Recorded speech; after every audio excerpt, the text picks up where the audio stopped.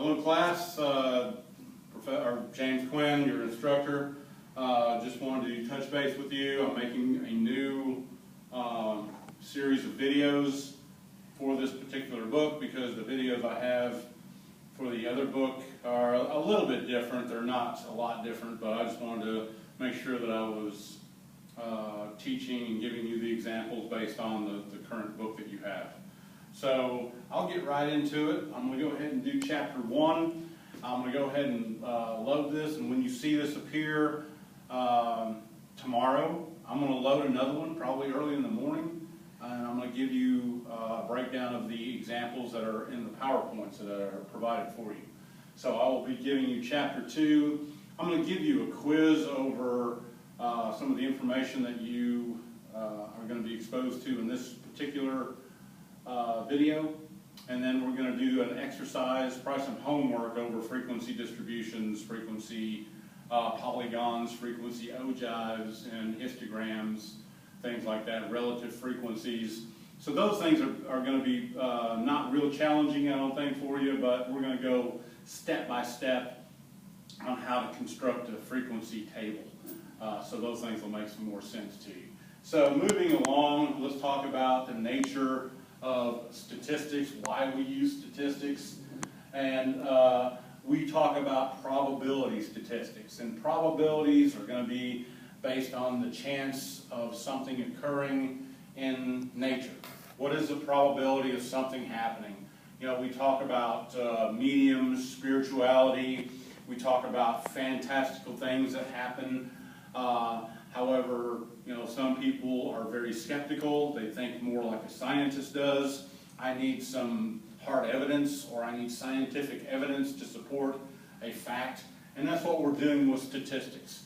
We're actually going to try to make sense of phenomena that occur naturally in our society. So the outline for this particular chapter here is descriptive and inferential statistics, and when I get to that point, I'm going to describe to you basically what those two things are. Variables, types of variables. We have all kinds of variables.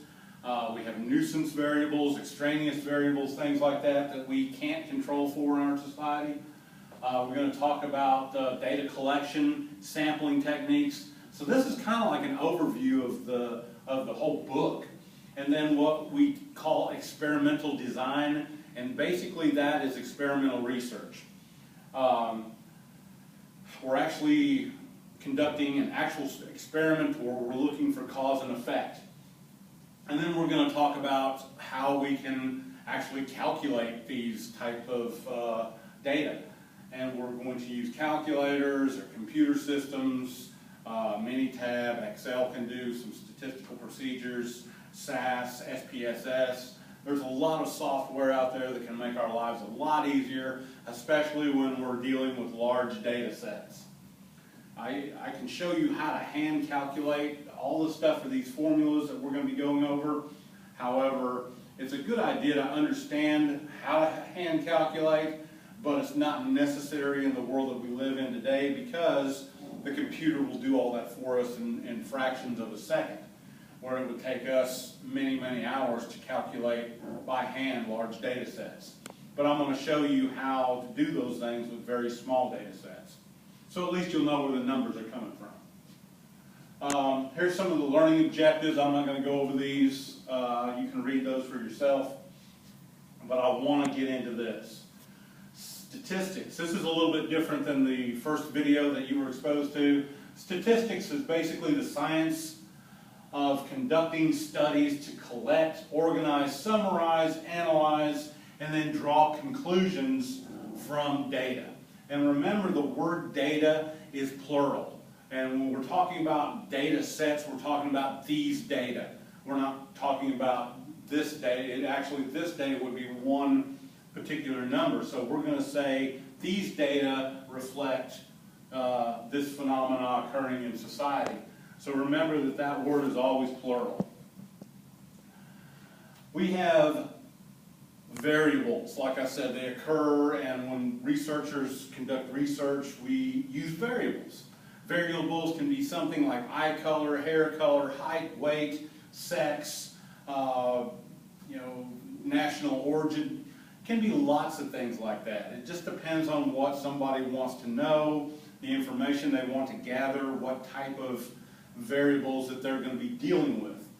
And there's different types of variables. We have like categorical data, we have continuous data, we have discrete data, lots of things like that. Qualitative and nature data. We don't use numbers, and then we use numbers like discrete data and continuous data where we can look at whole things like a soda can. We can't break a soda can into fractions, it doesn't really make sense.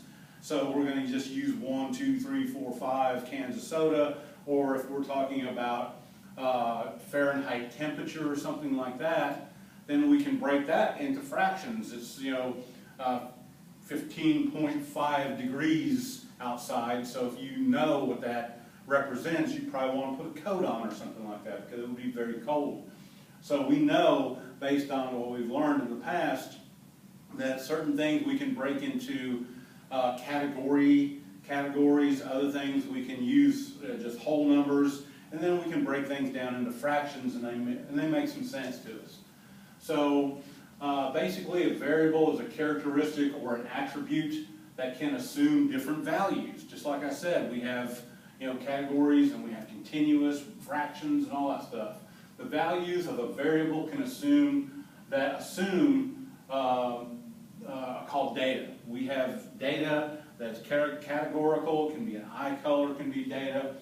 And now I want to talk about population and sample. These things are very important to understand. So if I say I'm going to go out and sample a population of people. So let's say a doctor invents a new medicine for the reduction of cancer cells. Well, cancer is a pretty broad subject. You have leukemia, you have bone cancer, you have lung cancer, you have muscle cancer, tissue cancer, you have lots of things that can be categorized as cancer. So if a doctor says, well, I've developed a pill or a treatment that will reduce melanoma. So melanoma is a skin cancer. So if you take this pill, we will see a reduction in the cancer cells. So right away, my population is going to be just people with melanoma cancer. Now, the population is all people with melanoma cancer. Now, feasibly, I cannot go out and give the pill to every person out there who has melanoma cancer because some of the people may have not even been diagnosed yet. So that population is out there. What I need to do is a sample. So a population consists of all subjects, all that are studied. So when I make a claim that my pill is going to cure melanoma cancer, I can't say cancer in general because cancer is too broad. But I can say the population of people with melanoma cancer. And I can pull a sample. I can go to different doctors across the country and get a good sample from different parts of the United States or the world, or whatever type of research you're conducting. And I want to get people from all over the United States to take part in my study. So I can give them this pill, then I can measure the results of their cancer after they have been taking this pill. So those are variables that I'm dealing with there. And population, a sample is a smaller part of that population. And then once I get the results, the desired results or the undesired results, whatever they are, then I can generalize to this larger population. We have descriptive statistics, and basically what descriptive statistics do is exactly what they say they do. They describe things. So it consists of a collection, we can organize, we can summarize, and we can present data that describe a population or a sample of a study that we are basically trying to disseminate or get people to understand what we're talking about.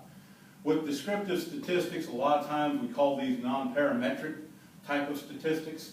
And what we're going to do is we're going to actually describe. We're going to say that people in this study have 3 years of college, they come from single parents, their socioeconomic status is within the middle class. You know, there's lots of things we can do to describe the population of people that we're studying. Hair color, eye color, national origin, socioeconomic status, height, weight, age. There's lots of things that we can do, and we usually use those when we talk about descriptive statistics. We're trying to describe the data and what the data is telling us.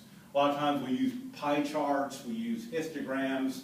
You'll be constructing a histogram for one of your homework assignments in here, which is pretty neat. And another thing I'm going to do, that research paper proposal, I think I'm going to revise that. I've been talking to the other statistic instructors, and we all want to be pretty consistent with what we do. So I think we're going to do a portfolio, and what I want to do with the portfolio is all your homework, we're going to do an electronic file, and you'll just keep a copy of all the homework that you submit, and then you turn that in at the end of the term, and that's going to be your portfolio. I think that's going to be a little easier to deal with than writing a mini proposal. So I just had to come up with something I didn't really know, since this is the first time I'm teaching this particular class here at this particular institution. I have taught statistics for Webster University in their business program in Arkansas. I taught graduate statistics at the University of Arkansas at Little Rock, and for the past 10 years I've been teaching statistics and research at Langston University in Tulsa in their graduate counseling program. And I've taught statistics here before too. So back to this, I've got inferential statistics. And inferential is just a fancy word for making inferences or predictions. I'm going to actually start predicting. I'm going to predict the future.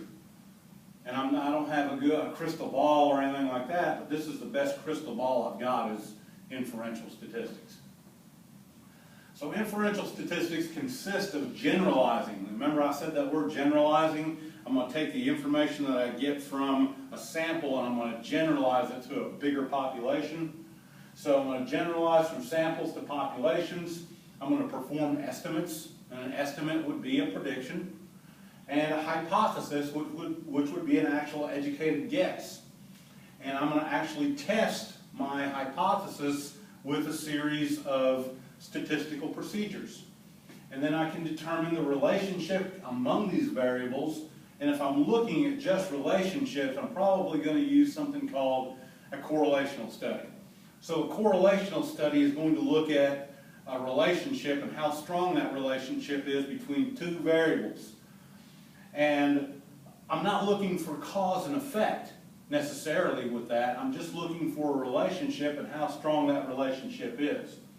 And then, of course, making a prediction about future events, behaviors,